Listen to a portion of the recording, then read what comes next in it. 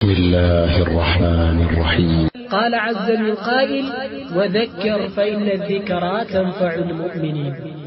الله سبحانه وتعالى بتقدسوا نغغروا አስታውስ ማስታወስ ላማኞች ይጠቅማቸዋል ይላል። የዛሬ የዳዕዋችን ዑንዋን የሚሆነው فمن السنة لزوم الجماعة ትክክለኛው ጀማዓ መያዝ ከረሱል ሰለላሁ ዐለይሂ ወሰለም መንገድ የሚቆጠር መሆኑን በተመለከተ ነው።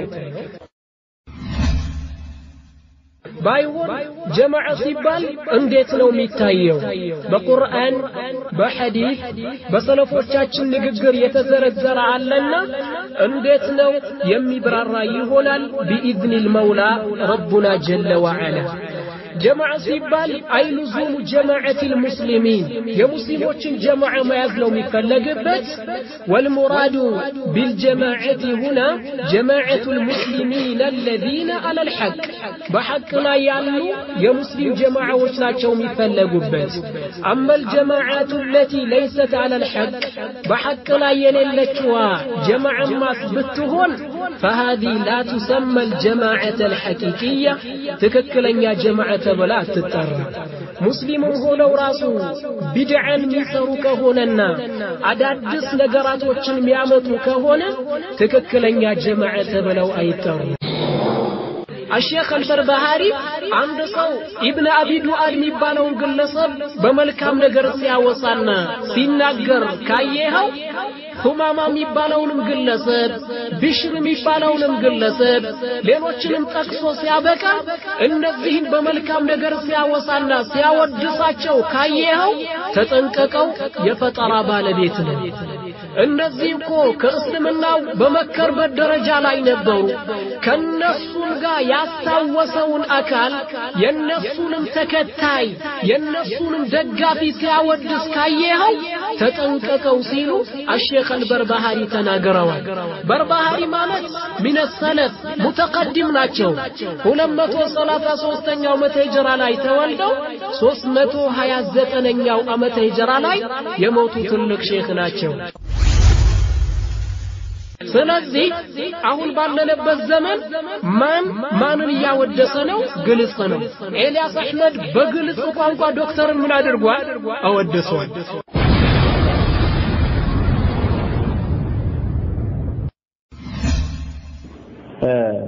ስለታቸው ማወቅ ከፈለጋችሁ ማለት ነው እውነታውን ማወቅ ከፈለጋችሁ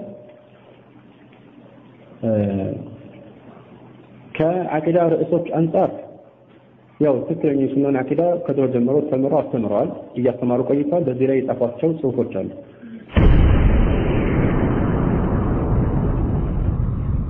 አንዳንድ ጊዜ እኛ ማነቃቸው ጠንካራ አቋሞችም አላቸው።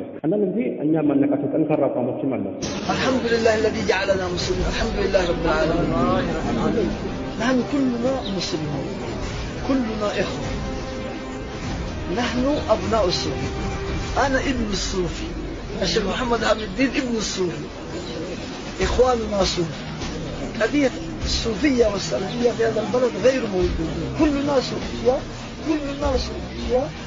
ሁላችንም ሙስሊም ነን እንኳን ሙስሊም የሆኑ ይያሉ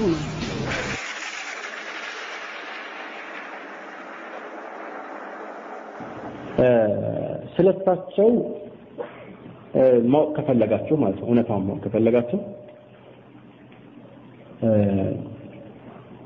ከአቂዳ ርዕሶች አንፃር ያው ትክክለኛ የሱናን አቂዳ ከድሮ ጀምሮ ተምረው አስተምረዋል እያስተማሩ ቆይተዋል። በዚህ ላይ የጻፏቸው ጽሁፎች አሉ።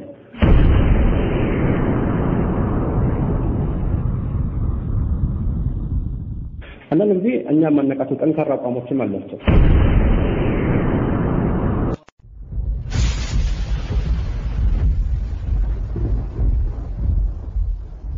ሙብተዲዕን ያወደሰው አውቆ ያወደሰ ከሆነ ከሱና እንደሚያስወጣው ዑለማዎቻችን ተናገረው።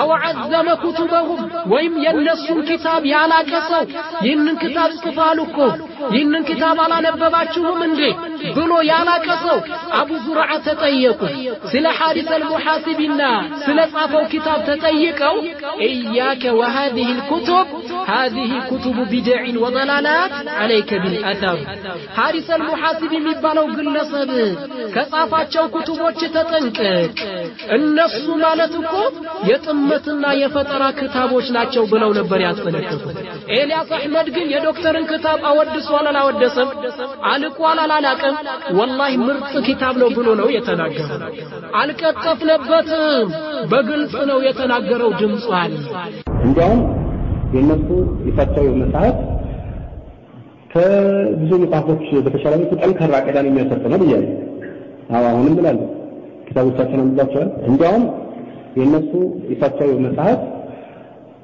ከብዙ መጽሐፎች በተሻለ መልኩ ጠንካራ ቀዳን የሚያሰጥ ነው ብያለሁ አሁንም ብላለሁ ኪታቦቻችን አንብባቸዋል